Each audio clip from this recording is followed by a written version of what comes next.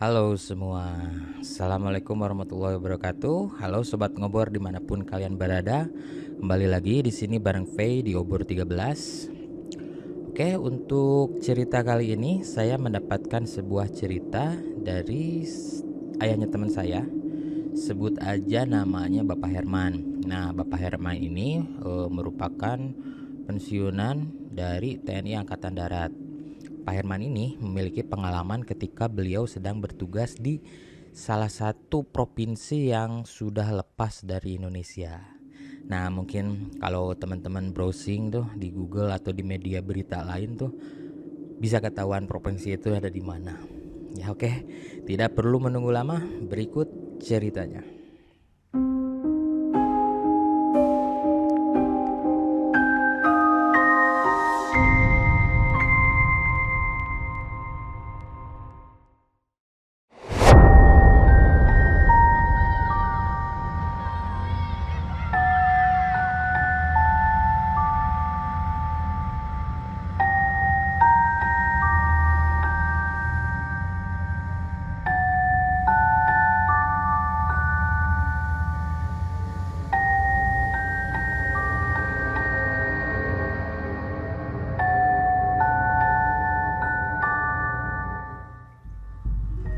Pengalaman ini Bapak Herman alami ketika beliau tergabung dalam salah satu matra TNI, yaitu Angkatan Darat. Nah, kebetulan ketika beliau masih berpangkat sebagai prajurit TNI, beliau ini mendapatkan tugas untuk dikirim ke provinsi tersebut. Ya mungkin kita sudah tahu, sebut saja provinsinya itu Timur Timur ya. Kebetulan di situ sedang ada operasi militer kalau nggak salah. Ya mungkin kalau untuk dari sisi sejarahnya mungkin teman-teman bisa cari ya di portal-portal berita, juga banyak data-datanya. Kalau saya berbicara di sini mengenai kegiatan operasi di sana, takutnya apa ya, seolah-olah mengorek luka lama atau terbentur isu-isu yang lebih sensitif. Ini saya akan menceritakan sesuai dengan apa yang Pak Herman ceritakan aja gitu ke saya dari sisi pengalaman mistisnya. Nah, lanjut. Lalu Pak Herman udah mendapat tugas nih dari kesatuannya, dan beliau akan diterjunkan pada tanggal berapa gitu, sekian gitu ya. Udah ditentukan dari markasnya. Singkat cerita, tibalah di tanggal yang telah ditentukan. Pak Herman bersiap-siap untuk berangkat, dan beliau ini diterbangkan katanya menggunakan pesawat Hercules. Dan dia diterbangkannya itu malam-malam. Alasannya diterbangkan malam-malam saat itu agar tidak diketahui oleh musuh katanya. Jadi pergerakan TNI ini harus senyap biar operasinya berjalan dengan lancar dan sukses katanya.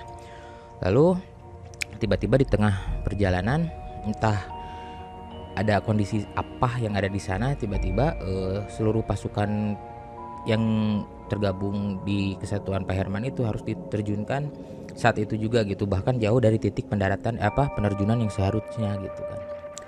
Lalu prajurit satu persatu itu turun dari pesawat dengan menggunakan parasutnya. Dan sialnya bagi Bapak Herman itu terpisah lumayan jauh dari rombongannya gitu. Jadi misah sendiri gitu titik jatuh dari pesawatnya gitu. Lalu dengan keadaan yang panik, dengan keadaan yang ya campur aduk mungkin ya, apalagi saat itu kata Pak Herman itu merupakan kegiatan militer pertamanya yang real gitu dia jalani di lapangan gitu secara langsung gitu kan, bisa dibilang mungkin apa ya, perang yang sesungguhnya gitu. Setelah dia di tempat pendidikan di kemiliteran, dan ini gitu saatnya pembuktian di lapangannya itu seperti apa gitu, seperti ini yang harus dijalani Pak Herman gitu kan. Singkat cerita, di tengah kebingungan kondisi penerjunan yang kalang kabut, Pak Herman mencoba untuk tenang. Dia lakukan segala sesuatunya sesuai apa yang dia dapatkan ketika dia dilatih di kesatuannya itu gitu kan. Lalu tiba-tiba Pak Herman mendarat di sebuah hutan belantara gitu kan, malam-malam di hutan belantara, dan si parasutnya itu malah nyangkut di atas pohon gitu. Di hutannya itu kan tidak kenal juga medannya seperti apa, ada kondisinya seperti apa, mengingat dari sisi visual jarak pandangnya itu hampir tidak terlihat juga gitu, kata Pak Herman. Bahkan bintang di langit tidak terlihat, bulan juga tidak terang gitu, pokoknya mencekam dan gelap gitu saat itu. Nah, di tengah kebingungannya, sambil Pak Herman bergelantungan tuh di pohon, dia berpikiran, nih kalau saya turun dari parasut, jangan-jangan ketika saya nyampe ke tanah, bisa jadi saya disantap sama hewan buas nih, atau pergerakannya itu bakalan diketahuin musuh. Nah, sambil dia menenangkan pikiran dengan overthinkingnya beliau gitu, dengan kondisinya saat itu, dia mencoba untuk beristirahat. Apalagi kondisi hutan belantara saat itu, dari penuturan beliau banyak sekali suara-suara yang aneh, penampakan yang gak enak katanya. Cuman Pak Herman itu mencoba menghiraukan semua itu gitu. Pokoknya dia ingin fokus, tetap tenang, tetap istirahat. Takutnya dia melakukan hal bodoh dan malah membahayakan juga gitu untuk dirinya gitu kan. Namun setelah dia mulai berdamai dengan dirinya sendiri, dengan pikiran-pikiran ketakutan di kepalanya, akhirnya beliau ini beristirahat tuh di parasutnya sambil bergelantungan di atas pohon itu. Kemudian saat pagi tiba, ketika sinar matahari mulai muncul dan menembus daun-daun di hutan itu, dan yang membagongkannya apa coba?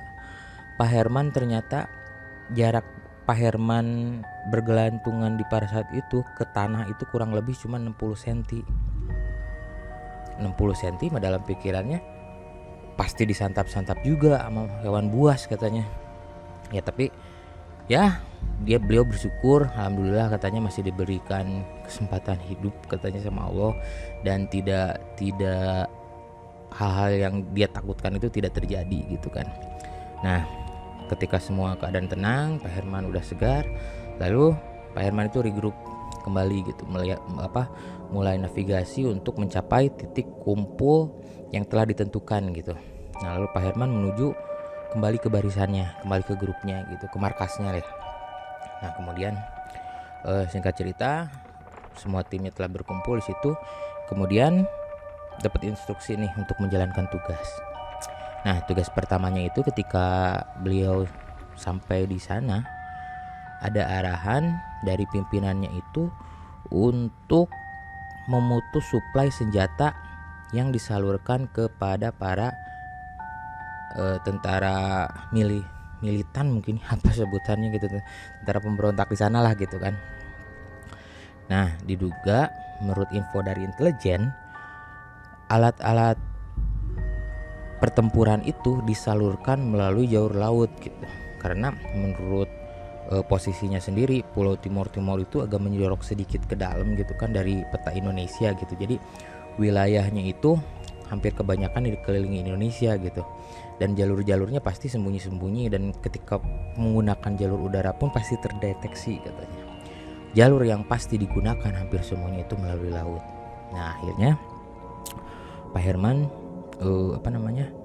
mulai tuh diberi instruksi untuk melaksanakan tugas itu. Nah, Pak Herman dengan timnya dia kebagian untuk menyusuri daerah pantai. Nah, daerah pantainya itu disisir, semua kegiatan-kegiatannya dipantau gitu kan.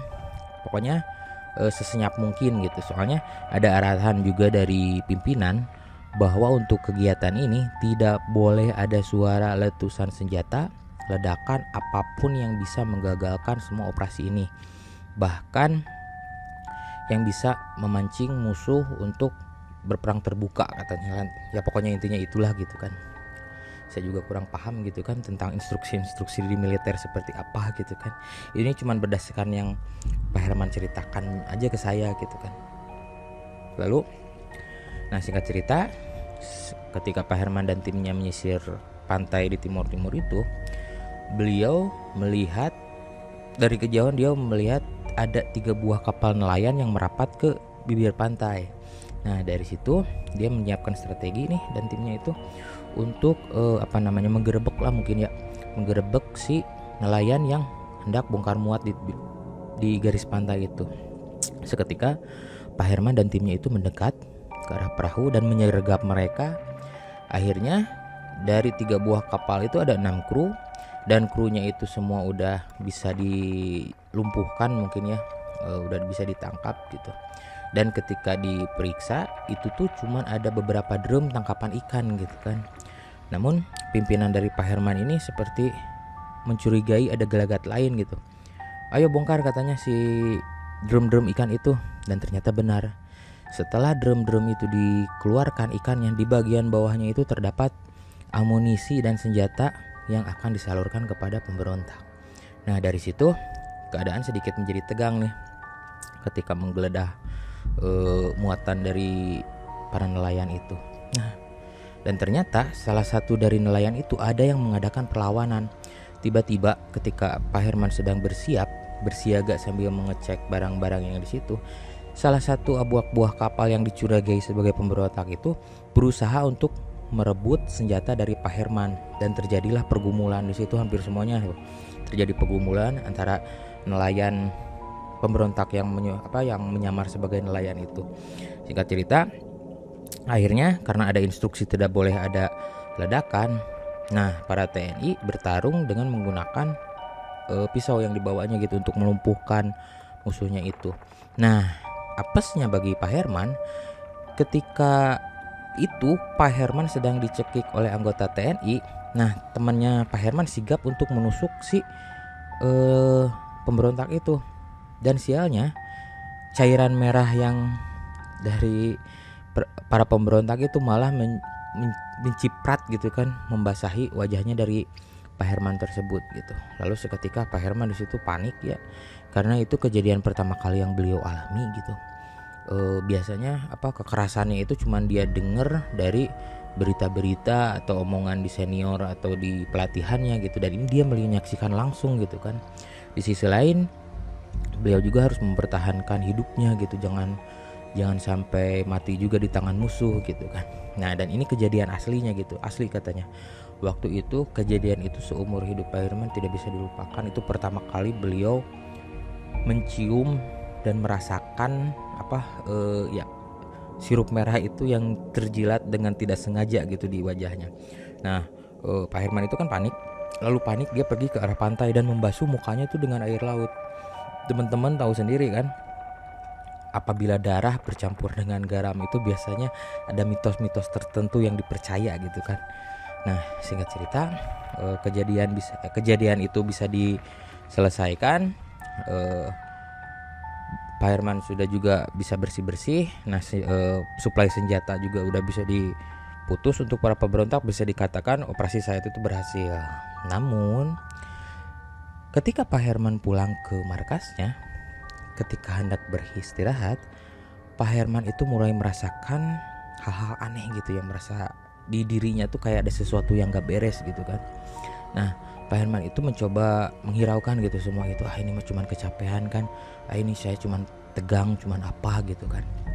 Namun ketika Pak Herman akan beranjak tidur, beliau antara sadar dan tidak,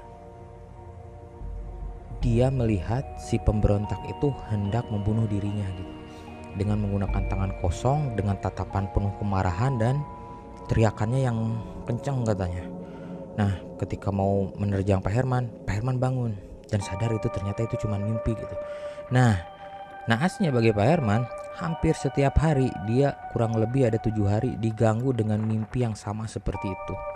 Hingga akhirnya Pak Herman sampai tidak bisa membedakan ini tuh mimpi atau enggak, karena banyak kejadiannya katanya yang berlangsung lebih nyata gitu, dan ditakutkan mengganggu ke pribadi dia gitu, dan mengganggu keselamatan tim juga, apalagi kalau ketika diberi instruksi untuk menjalankan misi.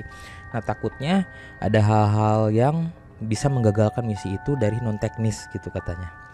Nah, lalu singkat cerita, Pak Herman udah mulai menunjukkan nih gejala-gejala yang tidak benar nih di badannya gitu kan. Bahkan berat badannya pun sudah berkurang drastis gitu kan. Mungkin prajurit yang lain juga sama, berat badannya turun drastis gitu karena kegiatan operasi militer tersebut gitu. Tapi beda dengan Pak Herman yang jauh 2 kali lipat lebih kurus dibanding prajurit-prajurit yang lain katanya, karena ada gangguan itu. Akhirnya temennya Pak Herman ada yang ngeh tuh, ini kenapa sih si Herman kok kurus banget gitu, mukanya pucat, matanya apa ya gitulah pokoknya kelihatan capek dan kayak orang yang susah sekali gitu. Bukan susah, letih lah mungkin ya. Nah singkat cerita Pak Herman ditanya lah, "Man, lu kenapa sih? Kok kondisi lu gitu?" Nah Pak Herman karena mungkin saat itu takut mengganggu harmonisasi di timnya, Pak Herman tetap mencoba menutupi gitu kejadian apa yang ada di dirinya. Namun salah satu temennya yang di grupnya Pak Herman itu juga kayaknya ada sesuatu nih dengan si Herman kok sampai bisa segini. Nah akhirnya temannya yang ngerti ini mulailah mendekati Pak Herman dan mencoba lebih terbuka gitu, mengajak Pak Herman untuk lebih terbuka, ada apa sih yang terjadi dengan Pak Herman. Akhirnya Pak Herman ceritakan bahwa kejadiannya seperti itu, katanya lebih dari 1 minggu beliau tuh diganggu, yang awalnya dari kejadian ketika di pantai itu katanya. Bahkan sampai saat ini pun dia masih sering melihat si pemberontak itu berkeliaran di area markas katanya. Nah singkat cerita temannya yang mengerti tentang hal-hal seperti itu memberikan sebuah air doa lah untuk Pak Herman untuk diminum dan dimandikan. Nah alhamdulillahnya katanya semenjak kejadian itu Pak Herman pertama kali seumur hidupnya beliau merasakan tidur yang luar biasa nyenyaknya katanya. Nikmatnya tuh bener-bener gitu, apalagi kan tahu sendiri sedang kondisi berperang, kemudian banyak gangguan. Nah beliau meskipun tidurnya sebentar katanya itu tidur yang paling berkualitas seumur hidupnya.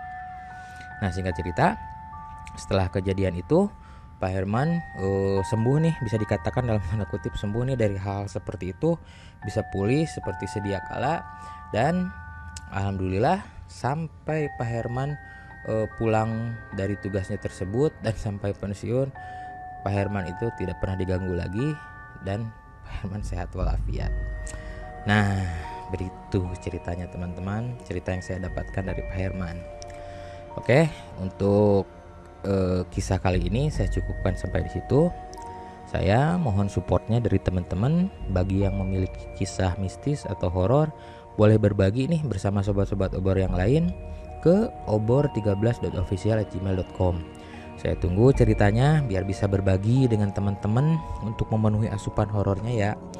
Oke, sampai jumpa di episode selanjutnya. Selamat tinggal. Assalamualaikum warahmatullahi wabarakatuh. Bye bye.